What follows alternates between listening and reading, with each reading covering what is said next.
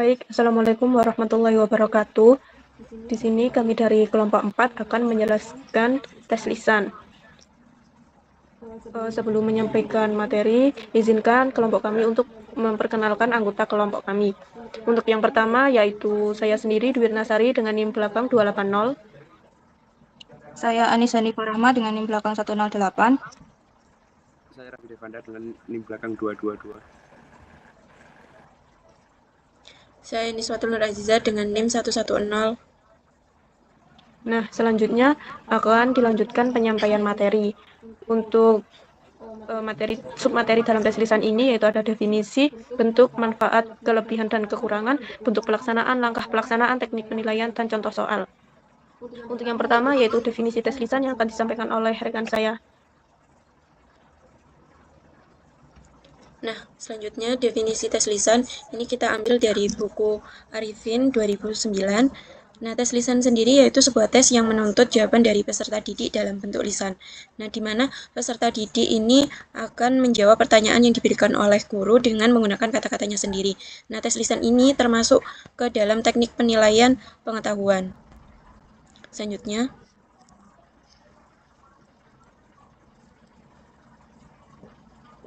Yang selanjutnya itu bentuk. Menurut buku evaluasi pembelajaran yang ditulis oleh Arifin 2009, yang pertama tes lisan dapat dilakukan oleh seorang guru terhadap peserta didik. Dalam hal ini, guru akan menilai kemampuan berbicara dan pemahaman seorang peserta didik secara individual. Yang kedua, yaitu tes lisan juga dapat dilakukan oleh sekelompok guru terhadap sekelompok peserta didik. Dalam hal ini, pemahaman dari sekelompok peserta didik. Yang ketiga, tes lisan dapat juga dilakukan oleh sekelompok guru terhadap seorang peserta didik. Dalam hal ini, sekelompok guru akan menilai kemampuan berbicara dan pemahaman dari seorang peserta didik. Yang terakhir, tes lisan dapat dilakukan oleh seorang guru dan sekelompok guru dan sekelompok peserta didik. Dalam hal ini, seorang guru akan menilai kemampuan bicara dan pemahaman dari sekelompok peserta didik. Nah, yang selanjutnya yaitu kelebihan tes lisan. Menurut buku evaluasi pembelajaran yang ditulis oleh Arifin tahun 2009, kelebihan tes lisan yaitu mengetahui kemampuan peserta didik dalam mengembangkan pendapat secara lisan. Nah, tes lisan ini memberikan guru untuk menilai siswa itu secara langsung mengenai kelogisan mereka dan bagaimana cara menyampaikan pendapatnya. Selain itu, guru juga bisa menilai keberanian, kepercayaan diri, berpikir kritis, dan bagaimana ia menyusun ide atau argumennya secara efektif. Yang kedua yaitu tidak perlu menyusun soal secara terurai. Nah, tes lisan ini berbeda dengan tes tulis yang mengharuskan guru itu membuat soalnya itu secara detail. Pada tes lisan ini hanya perlu membuat pokok materinya saja dan soalnya itu bisa fleksibel sesuai dengan kemampuan siswanya itu tadi. Yang ketiga yaitu menghindari peserta didik menerka-nerka jawaban. Pada tes lisan ini juga berbeda dengan tes tulis yang dimana siswa itu bisa menerka-nerka jawaban. Dia itu hanya ngarang.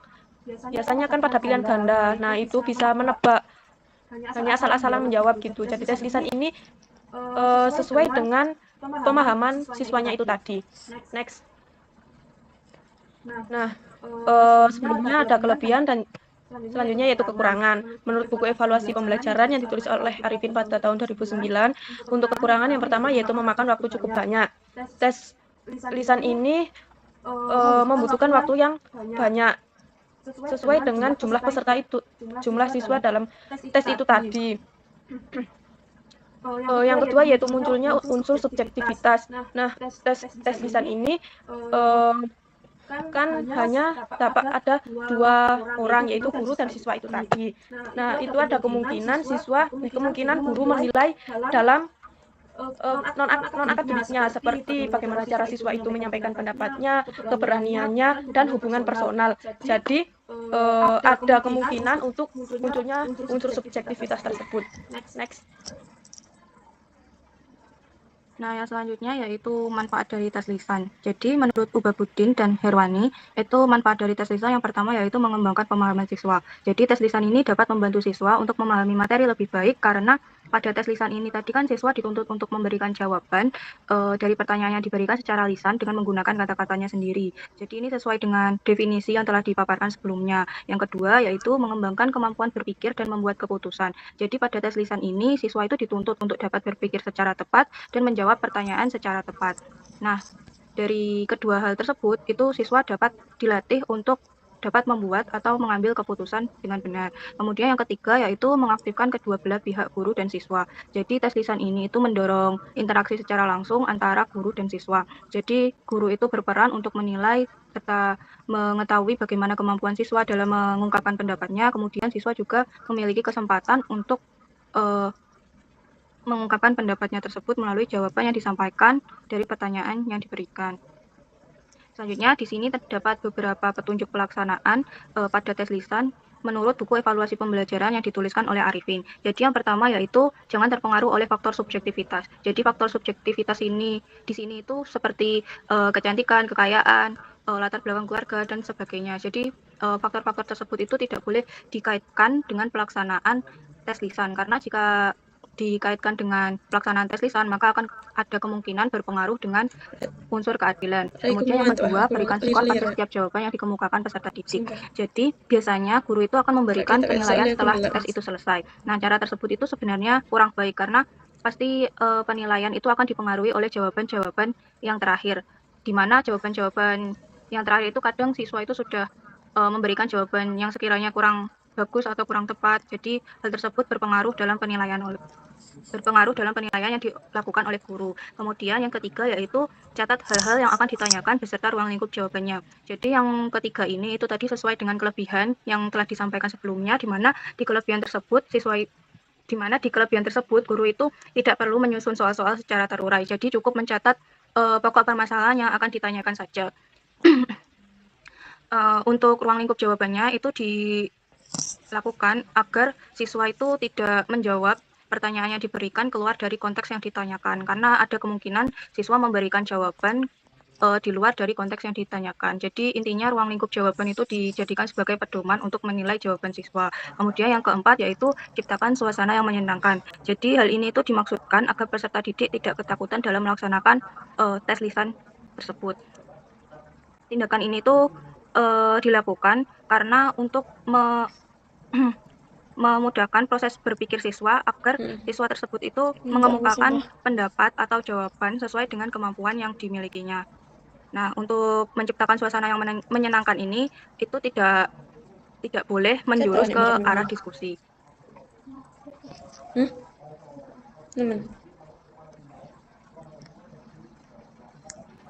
Selanjutnya yaitu langkah pelaksanaan menurut Ababudin dan Herwani 2022. Yang pertama yaitu menganalisis capaian pembelajaran yang sesuai dengan muatan pembelajaran yang diajarkan. Yang kedua, menyusun kisi-kisi pertanyaan yang akan menjadi pedoman dalam melakukan tes lisan. Yang ketiga yaitu menyiapkan pertanyaan-pertanyaan yang akan diajukan kepada peserta didik. Yang keempat yaitu melakukan tes lisan dan menganalisis kemampuan siswa tersebut berdasarkan hasil tes tersebut. Untuk selanjutnya yaitu teknik penilaian. Menurut Ubabudin dan Hermawani 2022, nah yang pertama teknik penilaian yaitu melakukan inventarisasi berbagai jenis soal. Nah, melakukan inventarisasi berbagai jenis soal ini yaitu pendidik melakukan inventarisasi berbagai jenis soal yang akan diajukan kepada siswa atau peserta didik sehingga dapat diharapkan memiliki validitas yang tinggi dan baik dari segi isi maupun konstruksinya. Nah, yang kedua yaitu menyiapkan pedoman penskoran.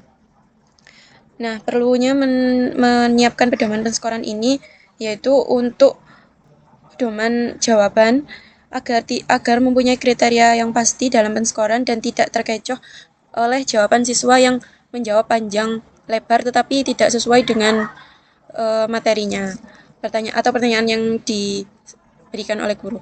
Nah, yang ketiga, skor ditentukan saat masing-masing peserta didik selesai dites. Nah, ini tujuannya untuk melakukan penskoran ini agar skor atau nilainya yang diberikan tidak dipengaruhi oleh jawaban dari peserta didik yang lainnya. Jadi langsung memberikan skor pada saat tes itu selesai. Nah, selanjutnya yang keempat, tidak berubah arah menjadi diskusi. Nah, di sini di sini tes yang diberikan hendaknya tidak menyimpang atau berubah arah menjadi diskusi karena ini kan tujuannya untuk evaluasi. Jadi suasananya itu tidak untuk diskusi. Nah, yang kelima menegakkan objektivitas dan prinsip keadilan. Nah, ini pendidik tidak diperkenankan untuk memberi angin atau memberikan kode-kode kepada atau memberikan memberikan kata-kata pemancing untuk siswa itu bisa menjawab pertanyaan ini. Jadi pendidik dilarang untuk memberikan kata-kata yang bersifat menolong peserta didik untuk menjawab pertanyaannya. Nah, yang selanjutnya berlangsung secara wajar.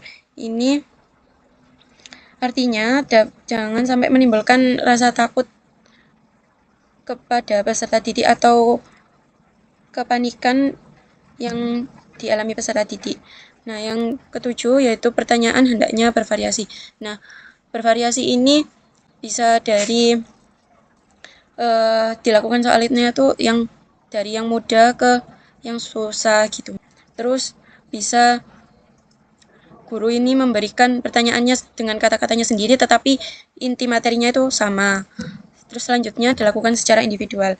Pelaksanaan tes ini dilakukan secara individual, yaitu dilakukan secara bergantian satu demi satu peserta didik agar tidak mempengaruhi mental peserta didik yang lainnya.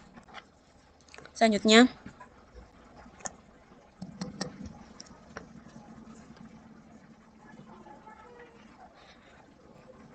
selanjutnya yaitu contoh soal tes lisan. Contoh pertanyaan menurut Wardani dan kawan-kawan pada tahun 2010. Perhatikan benda yang ibu pegang. Benda ini berbentuk lingkaran. Perhatikan bentuk benda yang ini. Berbentuk apakah benda ini? Bagaimana dengan yang ini? Apakah benda ini berbentuk lingkaran? Mengapa benda ini tidak berbentuk lingkaran? Apakah benda ini berbentuk segi 4? Mengapa benda ini tidak berbentuk segi 4? Apakah benda ini berbentuk segitiga? Mengapa benda ini tidak berbentuk segitiga? Nah, itu merupakan contoh-contoh soal tes lisan. Pertanyaannya itu menganut bagaimana jawaban siswa terhadap soal yang diberikan pertama. Jadi fleksibel gitu, sesuai apa yang siswa itu bunyikan. Jadi sesuai pendapat mereka gitu. Next. Nah, di sini ada contoh rubrik penilaian pada tes lisan ini. Menurut Retnawati dan kawan-kawan pada tahun 2017. Nah, di sini ada tabel rubrik penilaiannya ya. Ini secara umum, jadi aspeknya ini misalkan apakah yang disampaikan peserta didik ini sesuai dengan topik yang diharapkan. Nah, kriteria yang pada yang skornya 4 yaitu semua konten penyampaian benar-benar sesuai topik dan saling terkait secara jelas. Nah, untuk skor 3, sebagian besar konten penyampaian sesuai topik dan sesekali terdapat gagasan yang tidak sesuai topik. Nah, untuk yang kedua, skor yang 2 hanya sekitar 50% yang disampaikan sesuai dengan topik. Nah, untuk skor yang paling rendah yaitu 1, sebagian besar penyampaian tidak sesuai topik. Nah, untuk aspek yang lainnya ini apakah cara penyampaiannya lancar dan tidak ragu-ragu. Nah, ini kriterianya untuk skor 4, 3, 2, next. Dan satunya untuk aspek yang ketiga yaitu peserta didik menggunakan fakta untuk mendukung topik yang disampaikan. Nah, di sini kriterianya untuk skor 4 yaitu pertama, peserta didik menyampaikan fakta yang sesuai dengan topik. Yang kedua, sumber faktanya jelas. Yang ketiga, fakta yang disampaikan secara jelas yang menyampaikannya saat menyampaikannya. Nah, untuk aspek yang keempat yaitu saat presentasi atau penyampaian di depan kelas, apakah peserta didik melihat audiens? Untuk kriteria pada skor 4 yaitu selalu melihat pada arah audiens. Skor 3, sebagian besar melihat audiens pada saat presentasi, sesekali tidak melihat audiens. Ya, untuk skor 2, hanya sebagian melihat audiens pada saat presentasi atau 50% presentasi melihat ke arah lain. Untuk skor 1, hanya 25% melihat audiens saat presentasi. Nah, untuk skor 0, tidak melihat audiens. Usai sudah penyampaian materi, Kami dari kelompok 4 ucapkan terima kasih. Mohon maaf apabila ada kesalahan. Sekian. Pertanyaan di kolom chat. Jika ada yang ditanyakan bisa disampaikan lewat chat di kolom komentar. Kurang lebihnya terima kasih. Wassalamualaikum warahmatullahi wabarakatuh.